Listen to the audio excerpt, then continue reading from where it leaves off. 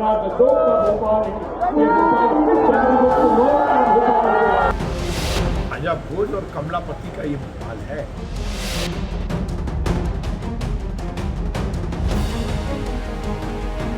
तभी तो हम कहते हैं आपको कि आप देश विरोधी। नमस्कार, बहुत स्वागत आप सभी का हिंदी खबर में। मैं हूं आपके साथ ऋतु भंडारी और शुरुआत करेंगे बुलेटिन की, जहां पर देश भर में पाठ्यक्रम बदलने को लेकर चल रही बहस के बीच मध्य प्रदेश की राजधानी भोपाल में इतिहास को लेकर नया विवाद खड़ा हो गया है। भोपाल के सांसद आलोक शर्मा ने एक सार्वजनिक मंच से कहा कि भोपाल सिर्फ मुसलमानों का नहीं है, ये सम्राट अशोक, राजा भोज और रानी कमलापति का भोपाल है। सांसद आलोक शर्मा ने कहा कि भोपाल का 1000 साल का गौरवशाली इतिहास रहा है, ये सम्राट अशोक का भोपाल है, परमार वंश के राजा भोज का भोपाल है और रानी कमलापति का भोपाल है।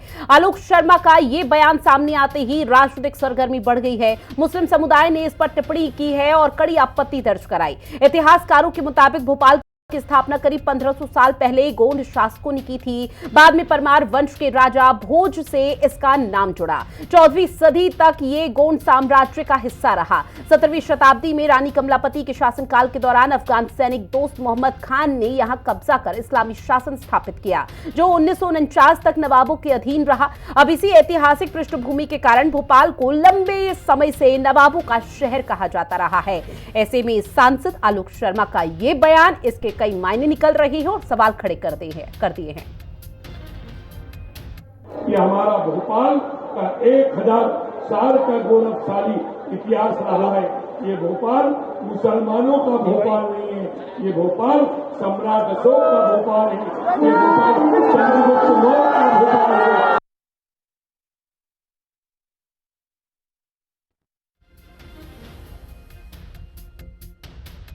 ये भोपाल पटियाला वंशों का भोपाल है, ये भोपाल राजा भोज परमार वंशों का भोपाल है, ये भोपाल रानी कमलापति का भोपाल है। आए और हम आलोक शर्मा जी की बुद्धि पे मुझे तरस आता है। ये भोपाल मध्य प्रदेश का है, देश का है, एक एक यहाँ रहने वाले नागरिक का है। ये सांसद बने हैं या केवल बयानबाज। ये कहना कि ये इसका नहीं है, ये उसका नहीं है, वो उसका नहीं है। जब तो हम कहते हैं आप संविधान को नहीं मानते हो, तभी तो हम कहते हैं आप दलित विरोधी हो, तभी तो हम कहते हैं अम्बेडकर विरोधी हो, तभी तो हम कहते हैं आपको कि आप देश विरोधी। कांग्रेस ने इतिहास को तोड़ मरोड़ कर तुष्टीकरण की राजनीति के कारण भोपाल को नवाबों का शहर बनाने की कोशिश की थी। पर यदि आप इतिहास को ठीक ढंग से पढ़ें और देखें तो राजा भोज और कमलापति का ये भोपाल है। बाद में नवाबों ने इस पर कब्जा कर लिया था, पर सही मायने में तो ये जो भोपाल है वो राजा भोज का है, रानी कमलापति का है।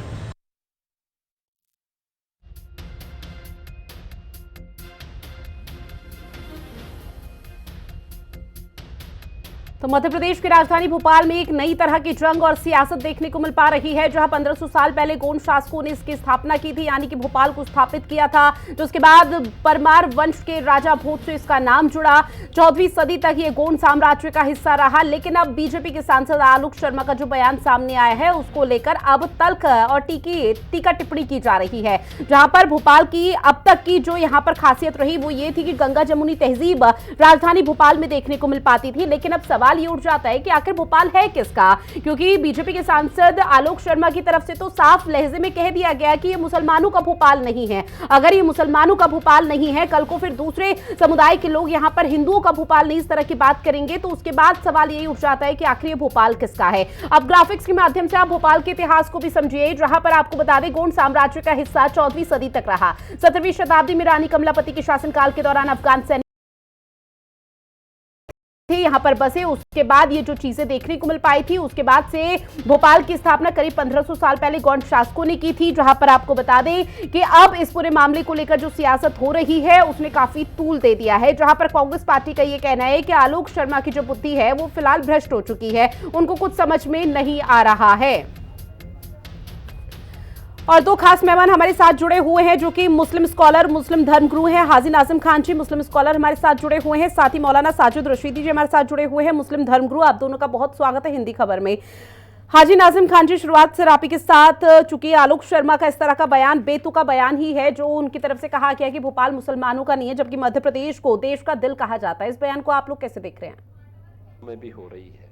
हाँ रितु जी, देखिए भोपाल तो झीलों का शहर है, एक नवाबों अवसर का है शहर है, ये। तो इसका तो एक इतिहास रहा है भोपाल का। लेकिन यहाँ ये पर जिस तरीके का बयान यहाँ पर आ रहा है, तो अब हम इंडस्ट्री, लोगों को भी ये लगता है कि शायद यहाँ पर सिर्फ और सिर्फ मुस्लिम तुष्टिकरण की बातें हो रही एम्प्लॉयर, है। अगर ये हम ये दोनों कहने लगे एक कि साथ अखंड जुड़ भारत रहे का हैं। अगर हम जिक्र करते रितु जी, तो फिर एक अखंड भारत के तरफ अंदर ठीक है हाजी नाजिम जी, कुछ कनेक्शन यहाँ पर इशू हो रहा है, मैं लौटूंगी आपके पास। साजिद रशीदी जी, इसी सवाल के साथ आपके पास ही आऊंगी कि चूंकि बीजेपी के सांसद आलोक शर्मा का जो ये बयान है, इसे आप लोग कैसे देख रहे हैं?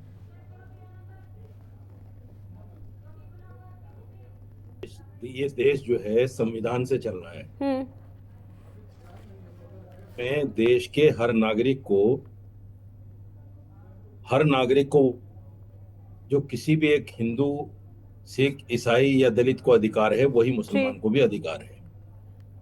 ये कह देना कि ये मुसलमानों का नहीं है, यह एक दलितों का नहीं है, इसको मैं कहता हूं ये कमअक्ली है, बेवकूफी है।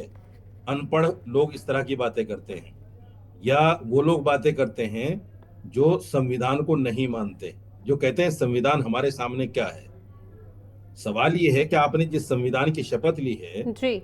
उसमें आपने शपथ लेते हुए कहा है कि मैं धर्मनिरपेक्ष रहूंगा। ये कौन सी धर्मनिरपेक्षता है कि आप कह रहे हैं ये उसका है, ये उसका है? ऐसा तो होना नहीं चाहिए। पूरा देश देश के तमाम वासियों का है, तमाम नागरिकों का है, किसी का कम ज्यादा नहीं है। जितना मेरा है उतना ही आपका भी बिल्कुल। है, जितना आपका है उतना ही मेरा भी है।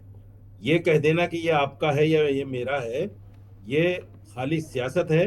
और मुझे तो अफसोस है कि ऐसे बेतुके बयानों पर आप लोग डिबेट रख लेते हैं। मुझे बड़ा अफसोस होता है इन चीजों पर कि ऐसे बयानों पर डिबेट क्यों रखी जाती है, ऐसे लोगों को बढ़ावा क्यों दिया जाता है जो इस तरह की बातें करते हैं, जो हिंदू मुसलमान की नफरत फैलाने की बातें करते हैं, जो देश को तोड़ने की बातें करते हैं। जी। ये देश सबका है और सबका ही रहेगा। ऐसे बयान बहादुरों से किसी का अधिकार कम नहीं हो जाता। ठीक है, हालांकि सर डिबेट इसलिए रखी जाती है इस तरह के टॉपिक्स पे ताकि लोगों को भी पता चले कि किस तरह की मानसिकता के लोग हमारे देश में या फिर हमारे प्रदेश में रह रहे हैं, और उसी के आधार पर इस चीज को लेकर डिस्कशन किया जाता है। हाजी नाजिम खान जी, आप तक आवाज पहुंच रही है? हाँ मैं सुन पा रहा हूँ, मेरी आवाज आप तक आ रही है रितु जी? आ रही है सर, आप अपनी बात रखिए, लेकिन उससे पहले एक और मेहमान हमारे साथ जुड़ गए जिनको मैं इंट्रोडक्शन करवा दूं। अमितोष पारिक जी, जो कि विश्व हिंदू परिषद के प्रवक्ता है। सर बहुत स्वागत करती हूँ आपका हिंदी खबर में। हाजी नाजिम खान जी, अपनी बात रखिए आप। हाँ रितु जी, देखिए भोपाल झीलों का शहर है, और देखिए भोपाल के जो इतिहास है, ये लोग कहीं ना कहीं इतिहास को छुपाकर इतिहास के नाम पर यहाँ पर हिंदू मुस्लिम का एक तुष्टीकरण वाला जो माहौल है, ये पेश करने की कोशिश करें।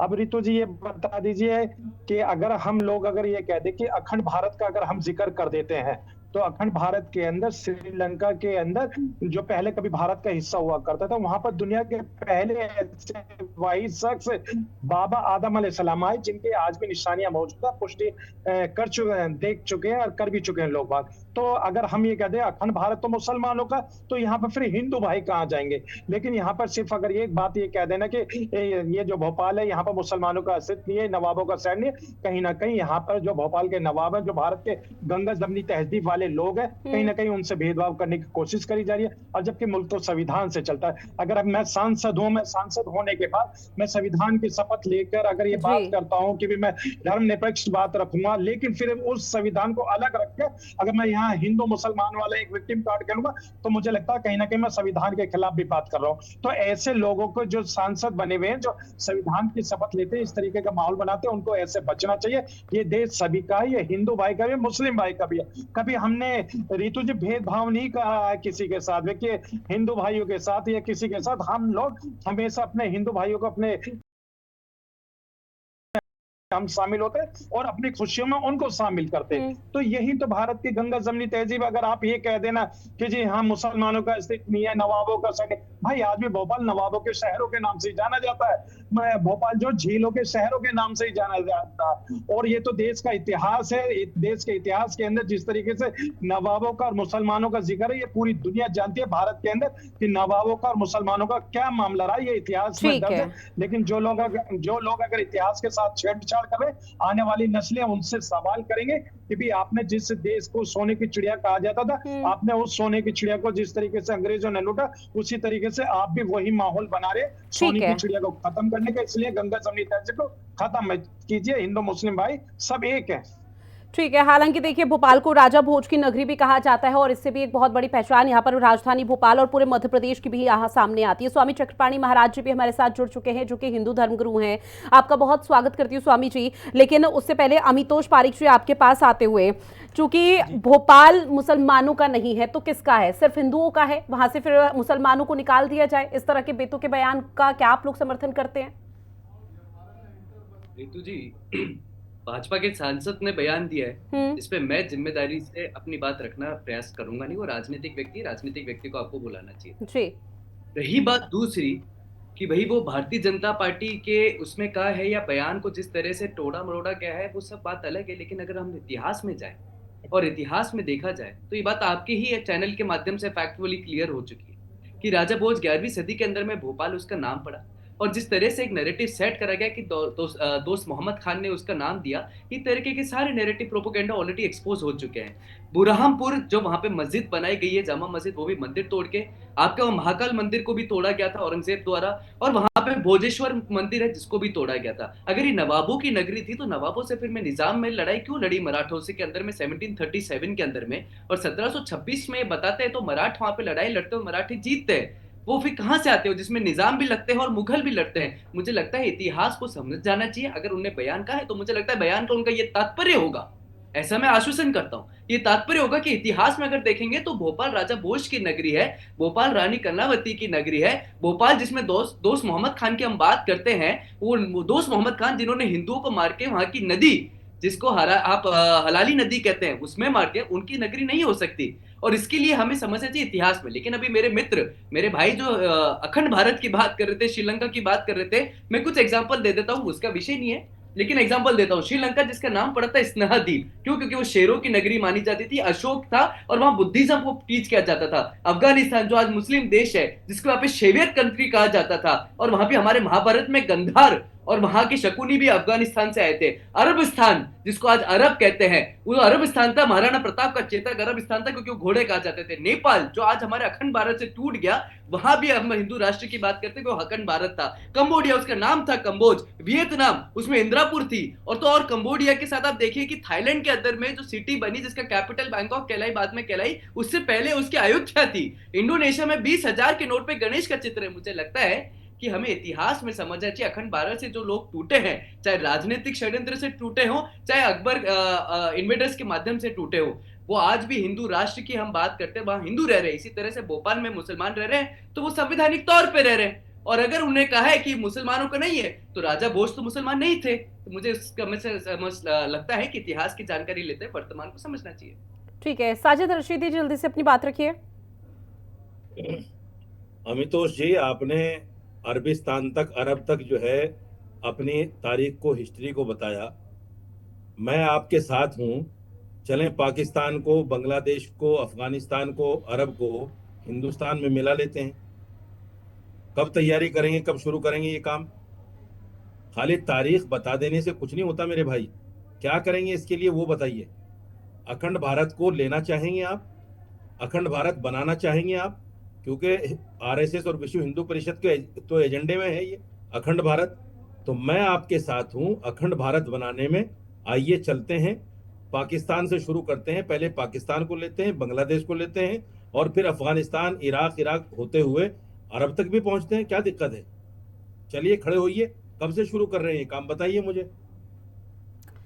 चलिए अब मैं ऋतु जवाब दे दूं। जी जल्दी से, उसके बाद स्वामी जी के पास जाऊंगी मैं। तरीके की बात अजीत राशिद जी बहुत सम्मानित है, मैं इनके साथ बैठता भी हूँ। जिस तरीके की बात हमने करी, मैंने अखंड भारत की बात करी, और अखंड भारत की बात करते मैंने इतिहास की बात करी, और जहाँ बताया कि किस तरह से अखंड भारत जो है, भारतवर्ष जिसे तरीके से या इन्वेडर्स के माध्यम से, आक्रमणकारियों के माध्यम से, और जिसमें इतिहास हिंदू राष्ट्र का देखा जाता है, चाहे खोदते हैं तो मंदिर निकलते हैं। हम इसकी बात करें और आज भी हम इसी की बात करते हैं। हम तो संकल्प दिवस सभी बना के गए, लेकिन यही लोग जब भारत के अंदर में भारत माता की जय नहीं बोल पाते हैं, जिनको उसमें भी आपत्ति होती है, वो अखंड भारत को मिलाने में कितने सम्मिलित रहेंगे। जो खलीफा आंदोलन के लिए अब देश के आपके अंदर पास में अगर मोकला और जवाब नोखाली नहीं कर बना देते तो थे, भारत वो माता कितने की जय सम्मिलित कैसे रहेंगे। बोलेंगे जो आप? पलिस्तीन के झंडे उठा लेते थे और भारत के झंडे को जला देते, अगर वो आपके कितने सम्मिलित रहेंगे। उसका जिन्होंने तो अपने आप देश भारत के माता अंदर की में जय लगातार कैसे तरीके से परिचय दिया है हिंदुओं की हत्या करके, वो कितने परिचय देंगे। तो मुझे लगता है कि ना तो मैं इस तरीके की बात इनके साथ करने का प्रयास करूंगा, ना ही इनको इस तरीके की मुझे बात मुझे करके दो, मजाक दो, उड़ाने का दो भारत मिनट का प्रयास 1 मिनट का ठीक है टाइम ठीक है दीजिए। ठीक है, लौटूंगी। पहले उससे पहले स्वामी जी चक्रपाणी महाराज जी के पास जाते हुए, स्वामी जी नहीं, मुझे चूंकि 30 देखिए सेकंड का जिस तरह टाइम से दीजिए, भोपाल के ये सांसद हैं आलोक शर्मा जी, इनकी तरफ से ये कहा गया है कि भोपाल मुसलमानों का नहीं है। हालांकि उन्होंने इतिहास का भी जिक्र किया कि किस तरह से जो चीजें थी, पहले गौंड साम्राज्य आया, फिर उसके बाद धीरे धीरे आगे बढ़ा और इस पूरे बयान को लेकर बवाल शुरू हो चुका है। आप इस बयान को कैसे देख रहे हैं? क्या उन्होंने जो तर्क दिया है वो सही है? नहीं, सवाल सिर्फ भोपाल और मध्य प्रदेश का नहीं है। और रसीदी साहब बैठे हैं, ये बहुत ही इस्लामिक स्कॉलर हैं, जानते हैं अच्छी तरह। जब 14 अगस्त 1947 को इस आधार पे देश का बंटवारा हुआ कि हम हिंदुओं के साथ नहीं रह सकते, हमारे खान पान अलग है, हमारे तौर तरीके अलग है, हमारी पूजा पद्धति अलग है, और ये हमारे देश के टुकड़े करा दिए। जिन हमारे महापुरुषों ने, हमारे पूर्वजों ने देश की आज़ादी के लिए सर्वस्व न्यौछावर कर दिया, तो 15 अगस्त के एक दिन पहले उन्होंने देश के टुकड़े करा दिए, सिर्फ इसी आधार पे कि हमें अलग मुस्लिम देश चाहिए, मुस्लिम कंट्री चाहिए, और पाकिस्तान बन गया। सवाल इस बात का है कि क्या नैतिक आधार पे, मौलाना साहब आप जवाब दीजिए कि क्या आप नैतिक आधार पे ये अभी भारत है क्या आपका? जो व्यक्ति वंदे मातरम नहीं बोल सकता, जो राष्ट्रगान नहीं गा सकता, जो व्यक्ति जो है यहाँ पे रह करके देश विरोधी भावना वो करता है, तो ऐसे लोगों को क्या रहने का अधिकार है नैतिक रूप से? तो निश्चित रूप से इस बात को ये समझना होगा कि हम तो पूरे भारत के लिए कह रहे हैं कि पूरे भारत में कट्टरपंथियों को किसी भी तरीके से रहने का वो नहीं है। सबसे पहला वरीयता अगर है तो हिंदुओं की है। लेकिन अभी भी क्या हो रहा है, लाखों की संख्या में पूरे देश में लव जिहाद हो रहा है, लाखों की संख्या में अनेक प्रकार से जो है अनेक प्रकार के लैंड जिहाद हो रहे हैं, और अनेक तरीके से हिंदुओं को घेरने का प्रयास किया जा रहा है। तो ये दुर्भाग्य है। तो ये भोपाल ही नहीं, पूरे देश के लिए जब बंटवारा हो गया भाई, तो आप अपने हिस्से में जाओ, वहां पे जो जिहाद करना है करो, लेकिन भारत में रहना होगा तो संविधान को तो मानना होगा। लेकिन जो नहीं मानता उसके लिए देश नहीं है। तो इस बात को तो नैतिक रूप से वास्तव में इस चीज़ को स्वीकार करना चाहिए। मौलाना साहब पढ़े लिखे हैं, उनको कम से कम इस चीज़ को सच्चाई बोलना चाहिए और ईमानदारी की बात बोलनी चाहिए कि जब एक चीज़ ले लिए तो ये निश्चित रूप से ये बेईमानी है कि उसके बावजूद भी भारत में रह करके और कट्टरपंथी बीज बोना, भारत में रह करके और कहीं ना कहीं देश विरोधी भावना रखना। तो ये निश्चित रूप से ऐसे लोगों को, जिसको अशफाक अहमद के मादरे वतन से प्यार नहीं, उसको इस भारत में रहने का अधिकार नहीं। हम पूरे भारत की बात कर रहे हैं।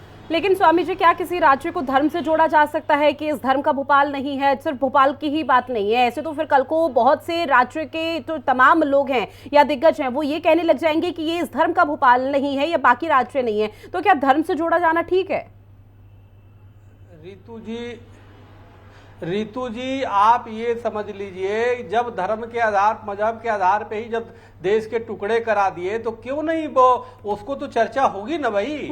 मतलब अब वो कत्ल भी कर दे तो चर्चा नहीं होती, हम आदमी भर लेते हो तो हो जाते हैं बदनाम। ये कहा कि जी आप अपनी बात रखिए स्वामी तो जी। ये चीजें जरूर समझना होगा। जो हमारे ही देश में रह करके वंदे मातरम नहीं बोलता है और यहीं पे रह करके भारत माता की जय नहीं बोलता और यरूशलेम की जय बोलता है वो, तो ये तो दुर्भाग्यपूर्ण है ना। कहीं ना कहीं ये साबित होता है कि उनकी मानसिकता गलत है। तो ऐसे लोगों के लिए भोपाल और मध्य प्रदेश नहीं, पूरे देश में स्थान नहीं होना चाहिए। और मेरा मानना है कि कोई भी सच्चा ईमान वाला व्यक्ति होगा वो कहेगा कि हाँ भाई ये नहीं है। अगर एक साथ देशद्रोही और एक साथ जो है राष्ट्रभक्ति वाली दिखावा नहीं चल सकती। या तो स्पष्ट है, देश के रहो, या तो संविधान को मानो या शरिया को मानो। शरिया को मानना है तो चले जाओ पाकिस्तान और 56-57 देश है, लेकिन अगर संविधान को मानना है, देश की यहाँ की संस्कृति को मानना है तो आपको ठीक है फिर, लेकिन नहीं मानना है तो आप जाओ ना, रास्ते बहुत है। तो मैं भोपाल की नहीं पूरे देश की बात कर रहा हूँ और इसको स्वीकार करना चाहिए हर नागरिक को। सेकुलर बन करके काम नहीं चलेगा। सेकुलर का मतलब भाईचारा हम करते रहे, वो चारे के रूप में हमें चबाते रहे, हम भाई भाई करते रहे, ऐसे नहीं चलता ना। फिलहाल तो स्वामी जी जो स्थिति देखने को मिल पा रही है उसके आधार पर यही कहा जा सकता है कि इतिहास की आड़ में महज धर्म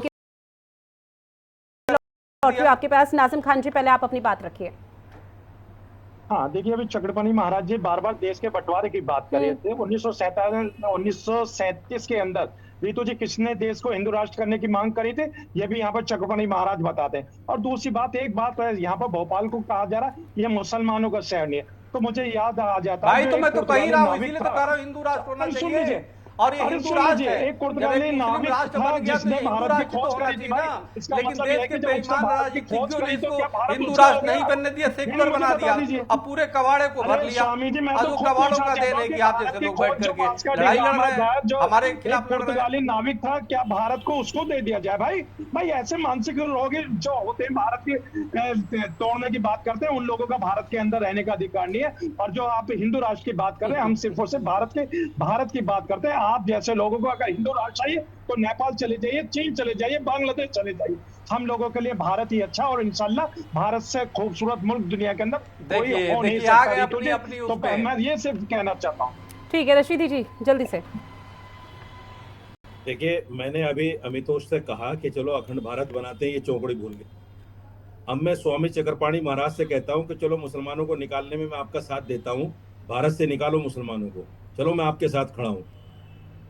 चक्रपाणी जी कब से शुरू कर रहे हैं मुसलमानों को निकालना हिंदुस्तान से? नहीं, देखिए मौलाना चलिए, मैं साहब, आपके सवाल साथ खड़ा हूं। निकालने का नहीं है, आपको आत्मचिंतन नहीं, करने नहीं, की है। नहीं, चौकड़ी आप मत सुनिए, अपने बोलिए। दिल पे हाथ आप रख सीधा के रहिए। सोचिए ना, विचार करिए सीधा ना। रहिए, सीधा रहिए ये अपनी क्या बात पे। बेईमानी नहीं है? जब बीच एक में मजहब बोला के आपका आधार पे भगवान एक तो आपने नहीं है। राष्ट्र ले लिया, बीच में मत तो बोला अगर करो यहाँ भाई। पे रहना है सुनो, तो ये सुनो। हिंदू राष्ट्र तो होगा ना। सुनो, मांग एक तो और कोई नई थी, बात एक बताता हिंदू हूँ राष्ट्र आपको होगा, रीतू एक जी। मुस्लिम राष्ट्र होगा।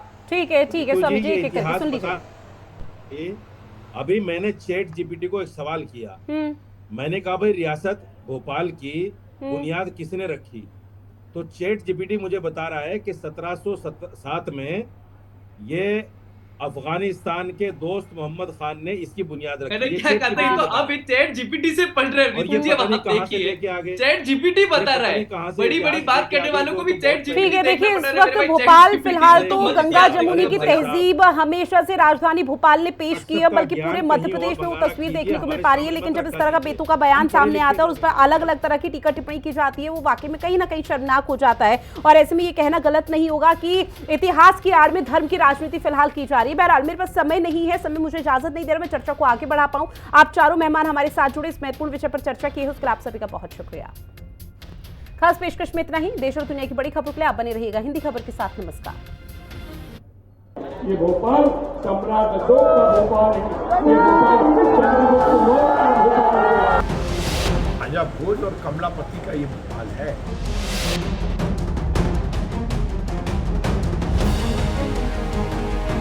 तभी तो हम कहते हैं आपको कि आप देश विरोधी।